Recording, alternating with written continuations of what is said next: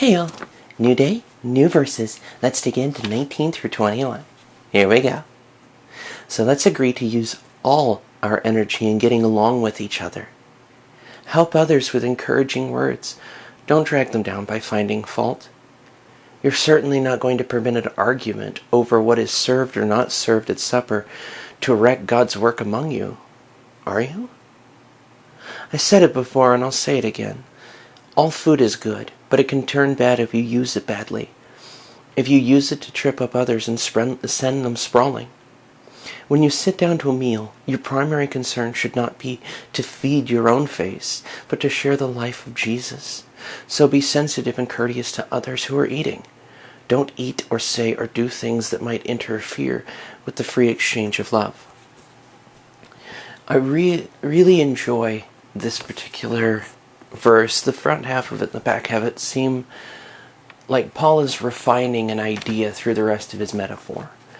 Because if we're expending all of our energy in getting along with each other, and we're using that to lift each other up, to act in love, to act in the kind of service that Jesus exemplifies, then it's going to thrive, is it not?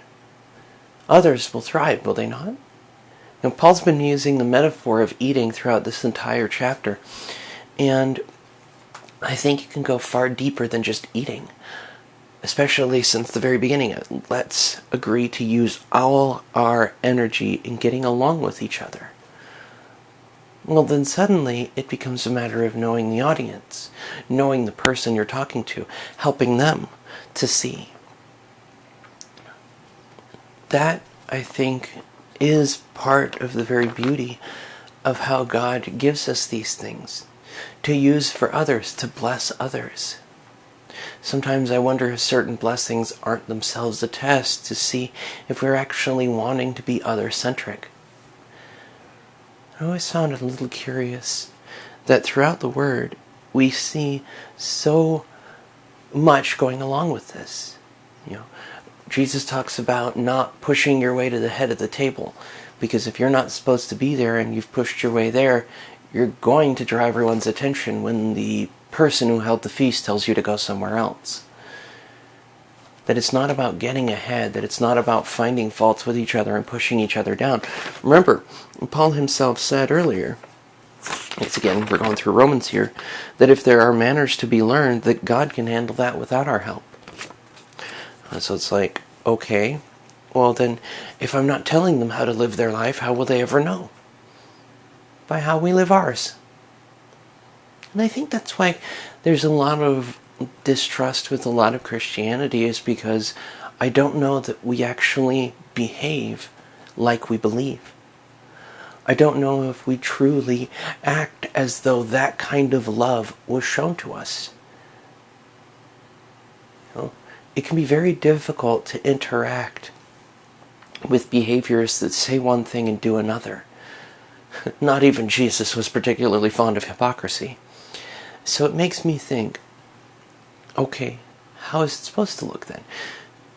Because Christ said, love God, love others. That was the most important commandment to him, to God himself.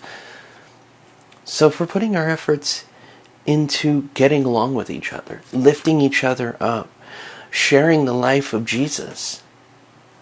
Because whatever we have, whether it's food, money, whatever the tool is, the use of it should be sharing the love of Jesus.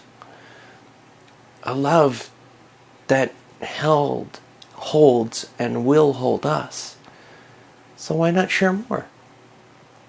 Finding faults and ragging on each other isn't going to help anyone grow, isn't going to help anyone really build up. And as far as the idea of, well, you need somebody in your corner to help you, yes, you do. You absolutely do. But that's a relationship thing too. Not an every Tom, Dick, Harry, Margaret, and who have you saying, no, do it this way. No. It's the idea of love. That's why I say, if you don't believe me, dig into the Word. See for yourself, test him and see. You don't have to tempt him. Just test him. See who he is. See the beauty of his actions. See who he is. See his love. Trust that he will not let you down, not forsake you, and never bail on you, because he won't. He's here, and he will never give up. So let us not turn our back on him. Let us lift each other up before him, celebrating the love he gives us and the love he shows and shares. That is my hope.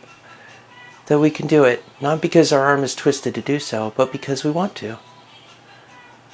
I will see you guys all tomorrow to finish off Monday, to finish off the rest of chapter 14 with verses 22 through 23. I'll see you guys then.